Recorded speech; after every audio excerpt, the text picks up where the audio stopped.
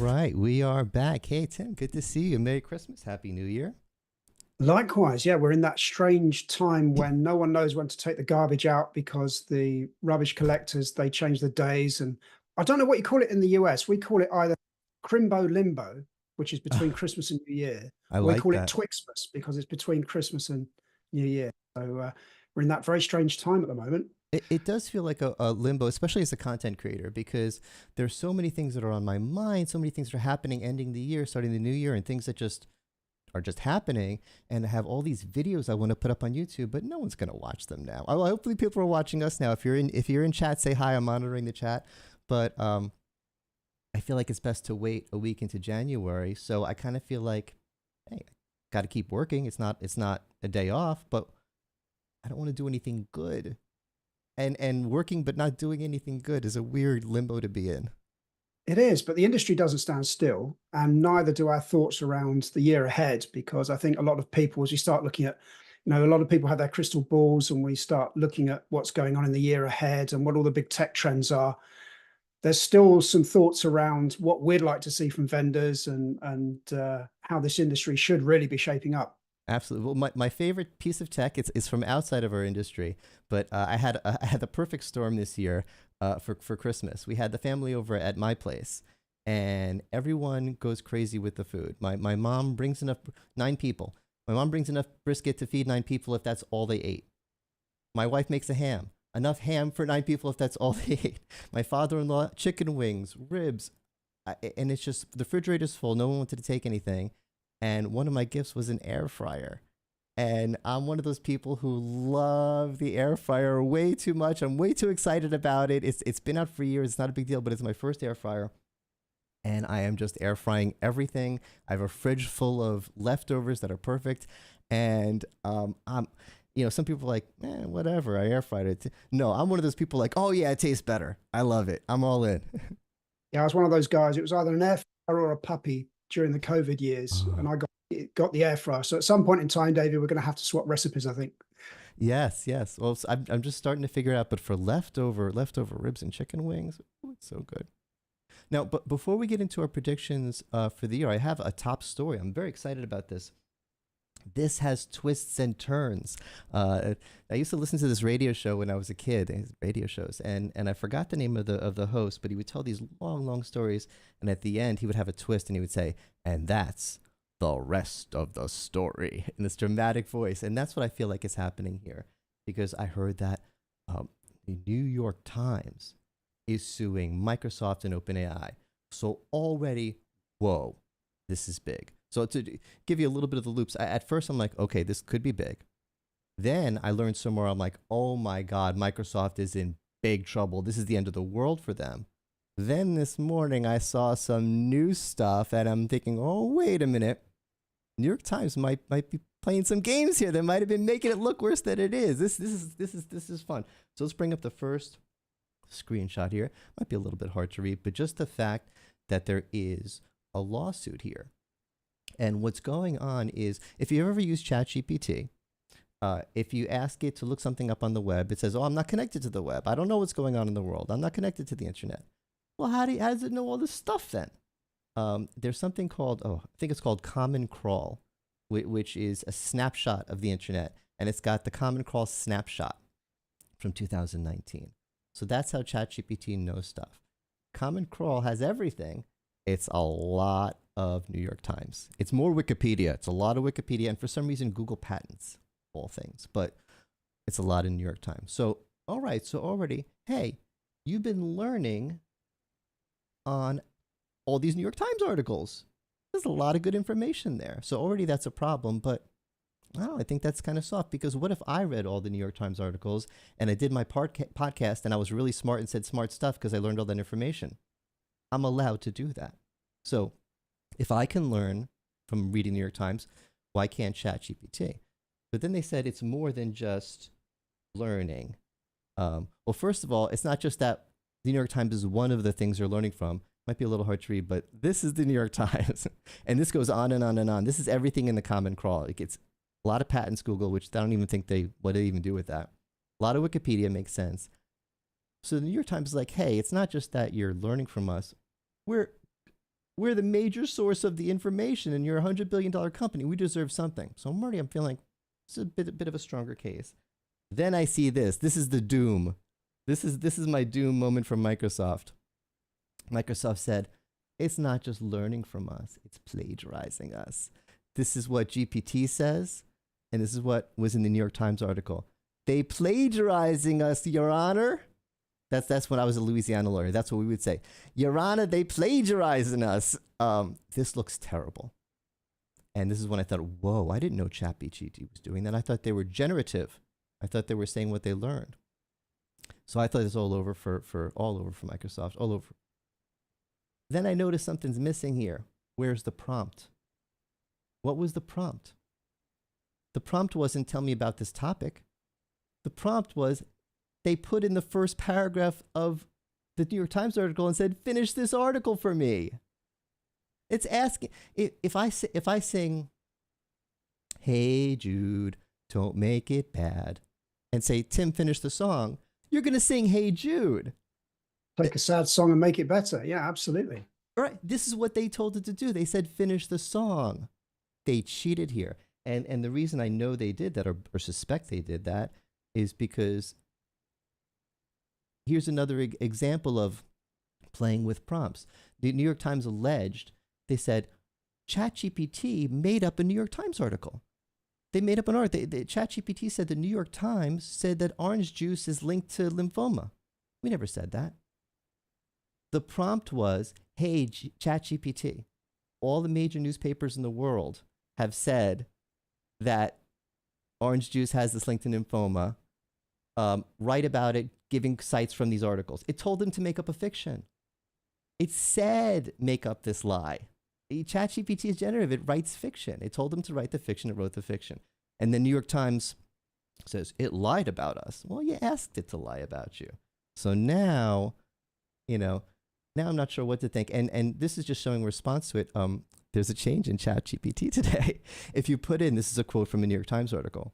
If you put in a quote from a New York Times article and say, please finish the article for me, it doesn't keep singing Hey Jude for you. It says, this is copyrighted.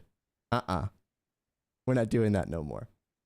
So I don't even know I am glad I'm not the judge, the jury in this case, because wow, you can never predict what a court's going to do. But at first I thought it was open slam dunk shut case. They're plagiarizing. You can't plagiarize. Now I think the judge might be saying, New York Times, are you trying to mislead this court? So, woo. It's incredible, isn't it, David? I mean, so it sounds like they're trying to present this as a copyright infringement, and this really is going to help. This is I think will be quite a case to watch, because it will definitely define how AI is going to evolve. And if it's trained, as you say, on crawling the internet, regulators have still yet to figure this one out, and we're on this really new frontier. And I think this is going to be one of those monumental cases that we look back on. I guess it depends on how much attention it gets, but it does feel like this will help define how AI will evolve, and who, is it a copyright infringement? Is this open source? How do we credit people correctly with the right sources? It sounds like a very complicated area to get into, and I think we're only on the cusp of this new frontier. That's a great point, which I should have made, is that this isn't. When any company comes out and starts making money, there's a wave of lawsuits. I'm sure as soon as ChatGPT made its first $1 billion, they got hundreds and hundreds of lawsuits. This is not one of them. This is not a cash grab. Let's go after the new rich company. This is the New York Times. ChatGPT's been out for a year or two now. It's been, or more. It's a known thing. And I forgot her name, but the lead attorney from the New York Times, she does this stuff. This is her thing. She's good at this. She's done cases on this kind of topic before. So this is going to be, like you said, this isn't going to just be an interesting case. This is going to define the law for copyright and AI. This is going to be the case they study in law school. When I was in law school, there were a lot of cases, New York Times v. this, New York Times v. that. This is going to be another New York Times case that we study many years from now. This is big. Yeah, very cool. Interesting. Exciting times. So speaking of exciting times, and I'm not prepared at all for this. I hope you're ready to kind of carry this segment here. But it's the end of the year. So Let's talk about what we want to expect from some of the big vendors in the space. Yeah, I think that's an interesting one. I mean, anyone that's anyone that studied competitive intelligence and market intelligence, or anyone that's been a product manager, they would have probably come across two people, Peter Drucker and also Michael Porter. Michael Porter wrote a series of fantastic books. He defined a model for evaluating the market, the five forces model. Um, and he always said that strategy is about creating value for customers that's difficult to imitate. And in order to have an effective strategy, you need to make an integrated set of choices. You need to have sustainable advantage, and you need to deliver superior value. And I'm not really sure that some of the major unified communications vendors have really sort of figured that out yet, because if you look at the different solutions that you've got, generally they all seem to offer the same sort of features, the same sort of capabilities. Well, wait, not And to I interrupt, but think are you thinking hardware or software right now? Just to get my mind in the right software, frame. Okay. well, a little bit about both, because that sustainable advantage, it's only as good as the next software release or until the next hardware revision or the next chipset. It's very difficult to create that sustainable advantage. And I think when we look at perhaps the big three, let's say Zoom, Cisco WebEx, and Microsoft, it's very difficult to understand where they create value, and it's very difficult to understand, where that advantage typically is. I'd like to have a crack at some of those, but if I look at Zoom, for example, Zoom Docs, I think is going to be an interesting one. The power of Zoom platform, the way in which they look to delight and make customers happy and deliver happiness. And Zoom events, I think there's some sustainable advantage there across the whole platform. So when I look in 2024, I'd like to see perhaps Zoom leading more on, this whole platform story and focusing on Zoom Docs and Zoom events, because I think that's where they will have some sustainable advantage that's difficult to imitate. Zoom events. I feel like Zoom events could be 100 times what it is. I feel like the need is there for it. I was. This is so out of character for me, but I have this catchphrase I keep saying, and I don't like to say it, but hybrid events suck. I'm sorry. I hate to. I don't. It sounds. I like to use better language than that. And I don't mean the platforms. I mean the fact that no one's using them. I mean the fact that no one's doing good hybrid except for Zoom at Zoomtopia and Cisco at WebEx One. Those were good hybrid events. Those are the only good hybrid events that happened ever. It's there. It's ready to be used. It needs to be promoted. It needs to be championed. We need to have. I talked to our leaders of the big events in their space. And like, yeah, we're doing some hybrid, but we're really focusing. Everyone's happy to be there in person. Oh yeah, I'm happy to be there in person, but I want hybrid to be good. I'm sorry, I'm getting excited, but there's potential there.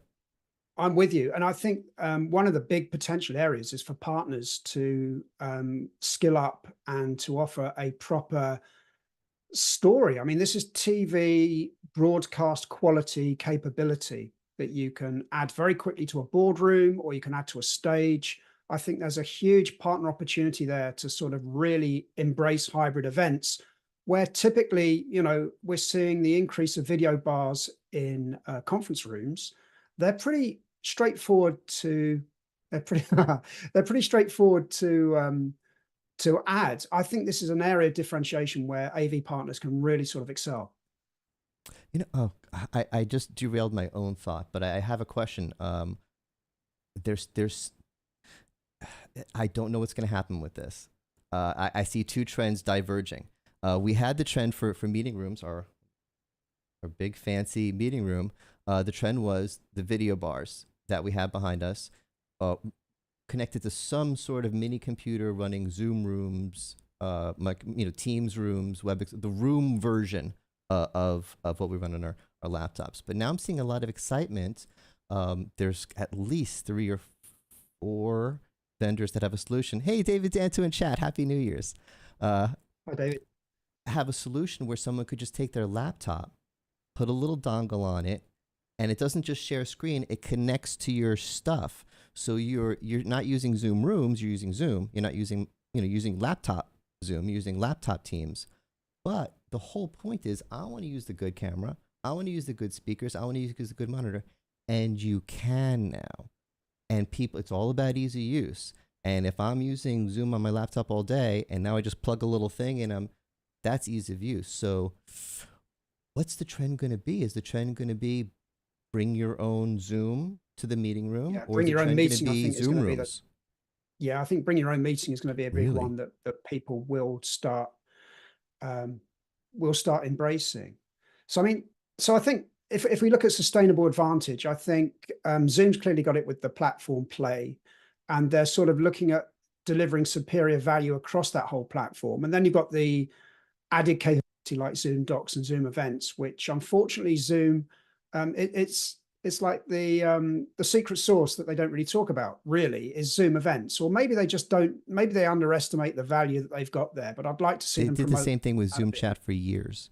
Zoom Chat was really good for years before Zoom even said it. It was like they were embarrassed about it. They're like, no, it's not good enough for our Zoomies yet. We love our customers so much. We can't give this to them until it's a shining gem. I'm like, it's good. People don't know it exists. People like Zoom has chat, and now Zoom has events. What is Zoom Docs? They need to be. Yeah. This is good stuff. Then I think the other area to explore would be something like Cisco WebEx. And one of the sustainable advantages that they've clearly got is Contact Center and WebEx Connect, which is their CPaaS offering, their communications platform as a Strong. service. So I think that's an area there that we're seeing some joining up of the dots there between the two different business units. One is the contact center business unit. The other one is collaboration unit. And I think they're trying to develop more of a platform story, but I think where they can really get some distinct sustainable advantages with WebEx Connect and integrating that with their contact center platform, or at least promoting it a bit more. We haven't really seen a great deal of that. We've heard an awful lot about Microsoft team rooms and support there. But the interesting thing there, David, is of course, as Cisco are opening up their hardware devices to Microsoft Teams rooms, they're also opening up the competitive landscape to the multitude of other hardware vendors that also offer capabilities there. Well, that So, doesn't matter I, if we're gonna bring our own Zoom now. If we're gonna bring our own Teams, I don't care if well, this thing is only running Cisco WebEx, or I used to care a lot because I used to have 4 bars here. I had 1 bar for each solution. But if everyone's just going to use their laptops with a dongle, that whole discussion just went away. I'm not yeah, entirely convinced. I want to believe that you're right, and that and I kind of feel bad because the product managers for Zoom Rooms and Microsoft Team Rooms, they've done a lot of work on their products, and if all of a sudden people aren't going to just, no, we're not going to use Team Rooms, we're just going to use Teams and a dongle. That really changes the landscape, I think. And what does that do for all the hardware vendors that are promoting that our device runs Zoom Rooms if Zoom Rooms stops being such a hot thing? well, I guess what we need to believe, what we need to think about is that how we collaborate. You know, do we do an awful lot of internal collaboration, or do we do a lot of external collaboration? So maybe we'll see very specific rooms type vendor rooms for internal collaboration, but when we start needing to sort of work across our digital supply chain with partners and customers and everyone else, you know, we can't necessarily determine what platform we want everyone to use. So maybe we'll see more bring your own meetings in that respect. So it's going to be an interesting 2024 as this starts shaping up. Yeah. You know what? Oh, I also find interesting talking about the big three is who they're selling to. Like we're talking about their platforms and how their platforms line up and how their platforms don't line up in certain ways.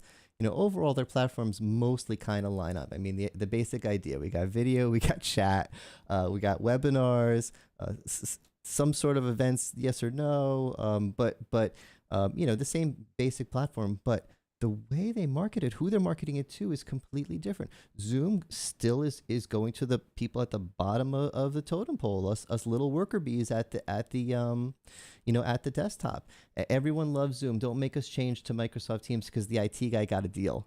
We all love Zoom. We all love Zoom so much. We're using it all the time. Please put Zoom rooms in the meeting room so that way we don't have to learn something else. That's their strategy. It's been working for them since the beginning.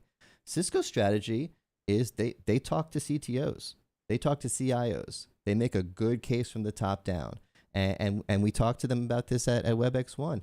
They explain why, and the customer service really strengthens their argument. Their customer service thing is so good now. But you get the the CX tied to the meetings, tied to the rooms, da da da. And then once you get all that stuff, hey, tell everybody to switch from Zoom.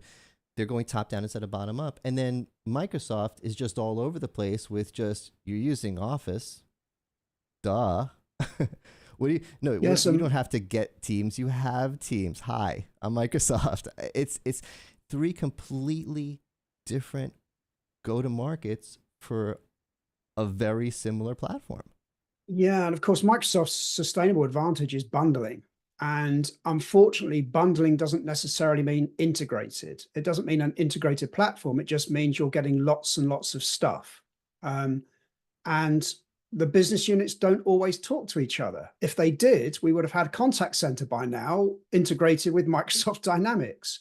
But of course, the Teams guys aren't necessarily the same business units that work with Microsoft Dynamics. And of course, unless there's pull through or additional SKU or additional revenue that can be recognized to each individual business unit, it's very difficult to build a product that offers you that integration. So not only are they different approaches, but the other thing is as well, David, is you clearly identified they're different people to sell to in the enterprise.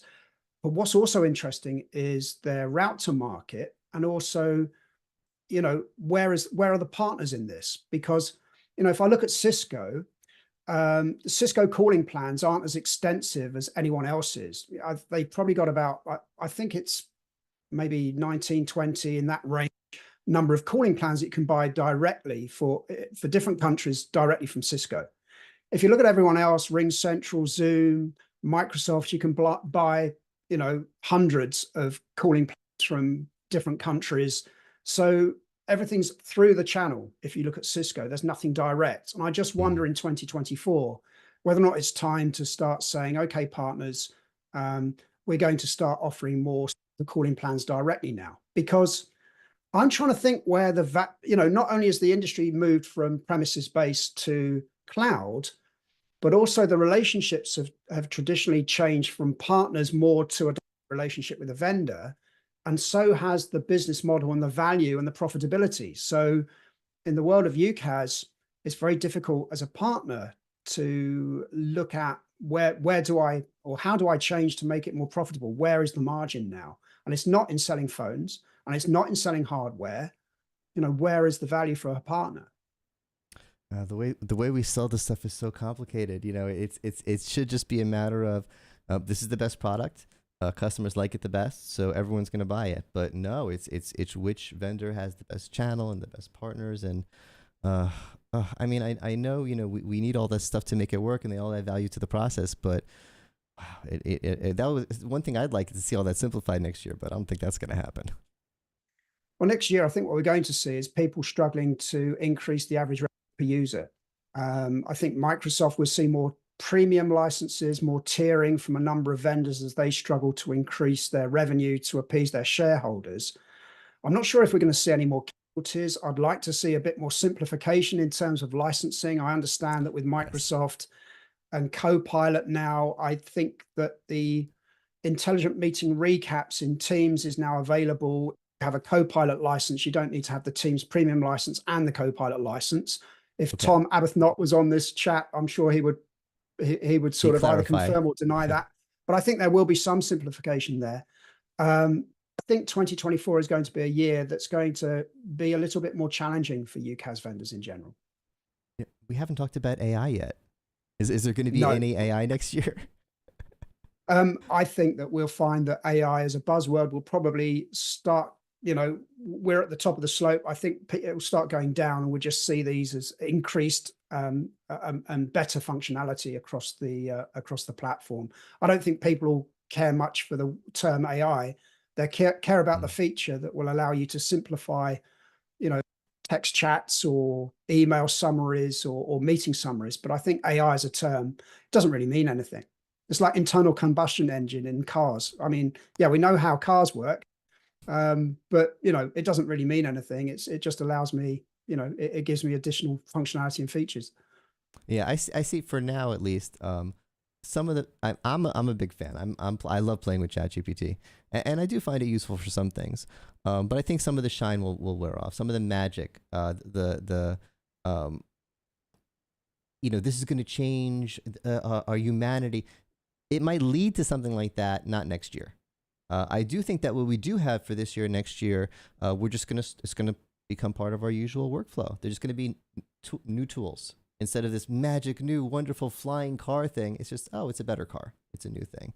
I still love it for generating titles. I have such a I can write an article in an hour or two and spend 8 hours trying to come up with a title, and it gives me ideas for titles. But I don't think that's I don't think that's the revolution they promised us. David will spend less time writing titles. No, absolutely. Where do you think, David, have I missed anything on some of that sustainable advantage that you think the big three have got, or where they actually offer value? It's an interesting one because, if I'm on the buy side of this technology, doesn't matter where I put my, $30 per user per month down, I'm going to get a great capability, but I'm not too sure that myself as an analyst could really articulate what these vendor strategies are and what their sustainable advantage is, because it's so easy to replicate. It's really challenging. Yeah, Dave Danto in chat just said happy AI litigation year. If you didn't, you have to watch the beginning of this. Rewind and when this is done, and watch the beginning of this podcast. We went into the litigation. It's funny when I compare the platforms. We could sit here and it's kind of a fun discussion all day and compare. Do we like Zoom's event offering better than Cisco's, the Socio, and what do we think about Microsoft not having one really? And do we like the webinar support better in this one or that one, or the CX? There's things we really like about Cisco CX that we saw at WebEx1. My concern is I'm worried at the end of the day those things don't matter as much as they should. That should be the decision maker. Someone who's the IT person at a big monster bank should say, okay, I'm in, I got to roll this out to my 100,000 employees at big monster bank. I'm going to look at the platforms and find the best one for them. But I think the consideration might be things like, we already have a relationship with Cisco. I know the Cisco guy. I went out to lunch with him today. We've never gone wrong with them, but not that he's a friend, but we've never gone wrong with them before. All of our Cisco stuff works. We'll keep using Cisco. Or, well, we already have Teams. Well, I'm not paying for something else. Or everyone's already using Zoom. You know what I'm saying? It's these other considerations other than what is the best platform for my company based upon its capabilities. Well, I think the other thing is as well is going back to Michael Porter and his five forces. The power has now shifted to the customer because the switching costs are lower. So, if I've got a meeting room that I can leverage all of the hardware in with bring your own meeting, I can switch 1 year if Zoom looks favorable for me and my business and it's got all the features that I need. That's fantastic. Next year, if Cisco come along with some great features or capabilities that I desperately need for my company, I can still keep the existing hardware. I've got the headphones that just plug into USB ports, unless I've spent or wasted, in some people's opinion, lots of money on IP phones. I can switch to Cisco next week, next month, next year. I can switch to Teams, the year after. The switching costs are a lot lower, which means that the lock-in is less and less now. Yeah. So I can just pick and choose from month to month, year to year, what underlying UK software I need, with very little capital investment needed to switch. Yeah, it used to be switching video. Oh my God, what a headache! You have to rip out the cameras themselves. Literally, the cameras wouldn't, and all the infrastructure. And now the hardest thing about switching is if your employees don't like it and they say, well, we were using WebEx and we liked that. Why'd you make us switch? That's the worst part of it. Is the switching itself. You're sitting at your desk if you're the CIO and you cancel this account, sign up for this account. It's literally very, very easy to switch. So, but on the other hand, it isn't, because if you have 100,000 people and you have to tell them, hey, you're used to the start button being on the left. Now we're using this one. The start button's on the right. That is something to consider.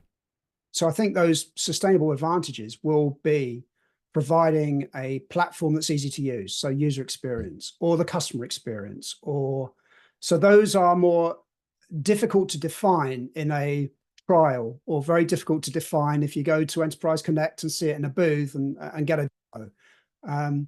Because no one really cares about, this feature or that feature, or the Maybelline filter on Microsoft Teams, or the different backgrounds that you can have with Zoom or what have you. It's really about fundamentally, is it easy to use? Will our employees use it? Otherwise, the ROI on which you made the buying decision will never get realized because people don't use it properly, or the customer experience. So it'll be interesting to see how these strategies play out in 2024. I think it's going to be a difficult time. And I think in 2024, if there's a New Year's resolution I want to take away, it's when I go to these analyst events, I want to be very clear in understanding what the strategy is. What integrated choices have these vendors made?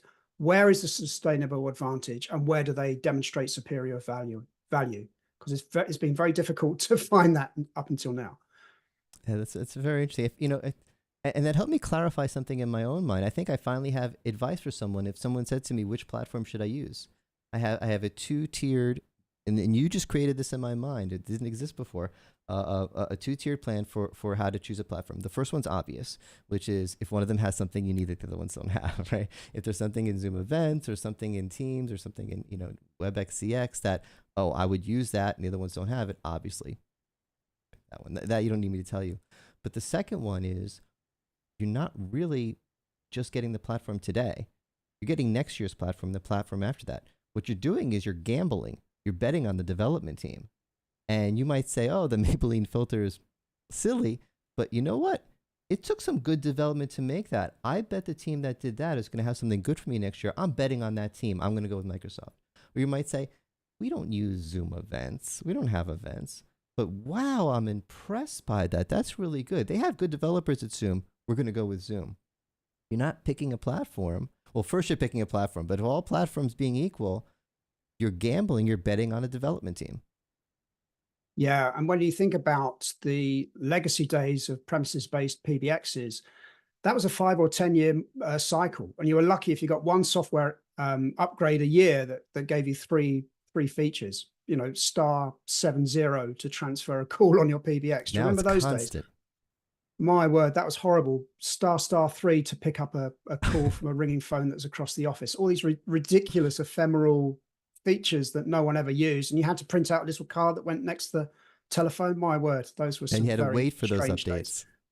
Yeah, but of course now with the switching costs being lower, if you don't like it, after the year you come out the contract. It's like if the Mandalorian stops on Disney and you say, well, I'll wait until the next series is there and I can save some money over the next few months, and I'll switch to Amazon Prime, or I'll switch to Paramount, or I'll switch to Netflix. That's the switching cost. The TV platform's the same. The internet connection's the same. It's just the software that changes. And this is the world of UCaaS now. I do that. And it seems weird, but I'll sign up for a month of Disney Plus because there's just one thing I want to watch. And I guess that's the world we live in, but it seems like if I like a service, I should sign up for it for a year and spend the year watching it. Or if I want to watch a show, I should buy a show. To buy a month of a service to watch a show. It's totally off topic, but it just seems so weird to me, and I keep doing it.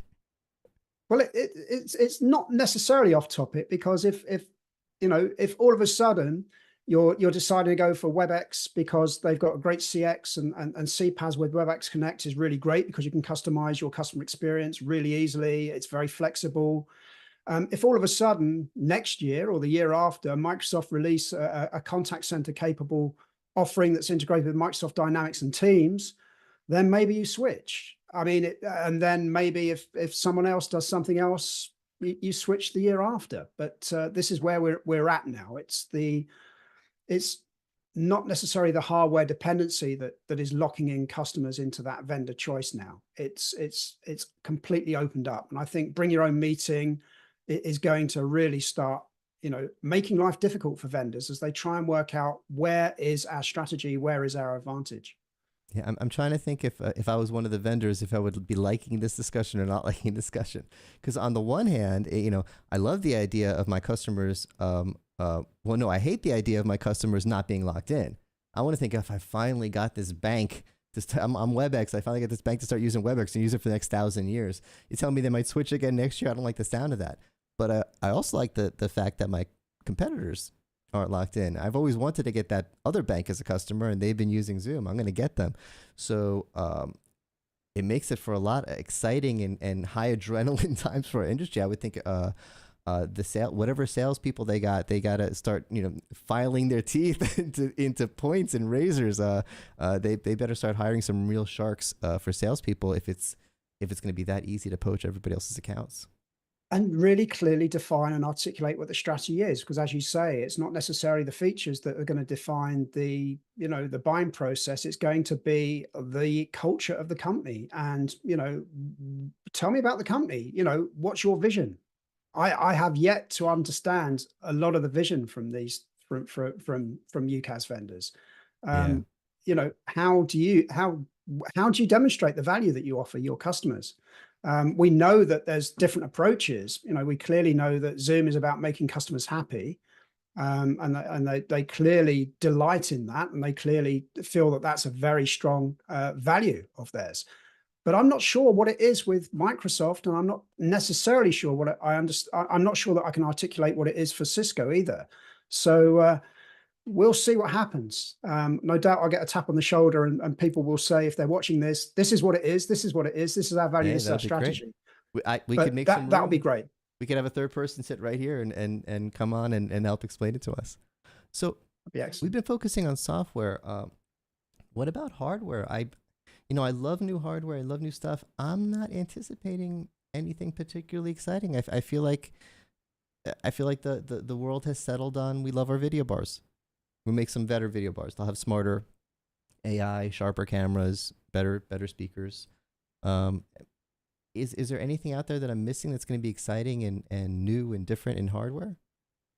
I'm not sure. I think that maybe the hardware will be repurposed, or we'll have different opportunities to leverage the same sort of capabilities in different ways. So I really do think that having proper broadcast quality video recordings will be a big way forward. And I think, having a much better town hall that is almost like a TV production, rather than, someone just talking like we're talking here to hundreds of people. I think there's a much better way to improve that experience. But I think you can do that with the normal hardware.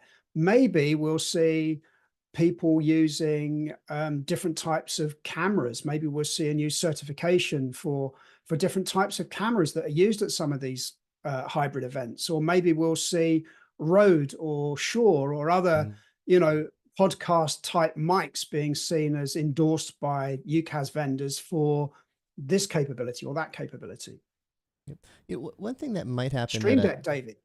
I was about to go there is continued blurring of consumer and commercial gear. It used to be, you had to use this kind of microphone at the office, and you're supposed to use this kind of microphone at home, and you have this kind of headset at the office, your office headset, and I was always like, aren't they the kind of the same headset with different labels on them? And a lot of cases they were, and now we're the pretense is gone. We're using the same gear, and that's opening up to look at gear that we used to consider consumer gear and say, hey, could we be using this in the office? And one is I don't want to start pulling cables around as I'm moving stuff around. My beloved Stream Deck. Whenever I'm pressing this, let me see what's my button for yeah. If I want to show the table, I literally press that button. That's how I do it. And when I want to zoom back in, I press this button. And this has been a kid's toy for streamers on Twitch. And now it's started to be considered a serious content creation tool for businesses. But I'm not seeing it marketed that way. I'm not seeing it in our space. They don't have a booth at Enterprise Connect. Sorry. No. Yeah, if you want to get people back in the office, you want to have capabilities that they haven't got at home. So why not have a Stream Deck with some really great podcast capable mics, really good video set up, green screen like you've got here, David? Why not have that in a meeting room that's not often used, and have that for high quality broadcast capable studio. Broadcast quality? Yeah, exactly. Yeah. And another thing that's exciting about the opening up, the blurring of the lines, is we might get some new ideas. The consumer space is a little bit more creative. Like look at the Stream Deck. They're a little bit more outside of the box. They can take risks. Logitech, Poly, they can't take risks. Come on. I mean, they're investors. They're expecting traditional, serious business tools. They could take some risks. Obviously, they innovate, but they can't go wild. And the consumer space can go wild. Elgato has a tool which you might be hearing more about, and I expect it to be copied soon. I expect it to be either Elgato themselves has to sell it to us in the business world as grown-ups, or Logitech probably has to copy it. It's a teleprompter, an affordable mini streamer teleprompter. It sits up, where your webcam would sit up, and it uses the mirror kind of trick, whatever. And but it's high tech. It's not just like it could be your text on the screen. It could be anything. It could be a video. It could be whatever. It could be whatever. So if you want to be watching a video and commentating on it, you're looking directly at the camera. This thing is flying off the shelves. Or chats or question and answers, Q&As would be good there. But yes. I would love to see you got that. it before you even said it. That's one of the biggest uses for it. Like right now in chat, we have David Danto chatting with us. And when I look at David Danto, I say, oh, there's David Danto. And that's my icon. And that's fine. People know I'm looking at chat. But if chat was really busy and flowing, I'm saying this person's saying this, that's not a great experience. I could say, oh, you're saying this, David's saying this, Susie's saying this. That's what this tool gives us. This was not invented from our space. Our space needs this. So I love the idea of these kind of things. And Elgato, if you're watching, call me. We need to talk. I've made a bunch of tutorials on your stuff, and I want to do more. I'm a big Sounds fan. good. Have you seen the teleprompter device? I think we saw it at Zoomtopia. There was some guy had it on a trolley that was pushing it around, I think. I don't know if that was the But same they one, were but packaging it that might up. have been. Yeah. Very cool stuff. All right, so not too much new in hardware, but hopefully some new exciting stuff, and hopefully in software, the platform differentiators will be figured out. And that's all I got. Anything else for us to wrap up the year? No, just to wish everyone a happy, peaceful, and fruitful 2024. Yes, I think this is going to be a fun year. There's a lot of content I'm looking forward to creating. Now that I can't, now that it's this week of what we call it, the limbo week. Crimbo Limbo. The Or limbo week. Twixmas. Yeah. Yes, I'm all geared up. So hopefully there'll be a lot of content, a lot of live streams, and a lot of fun. Thanks everyone for watching, and thanks for everyone for watching throughout the year. It's been a great year, and thank you, Tim, as always. Thank you, David. It's been a lot of fun. Always see is. you next year. Oh, where's my mouse? I need a Stream Deck button to go to the end screen here. Here we go.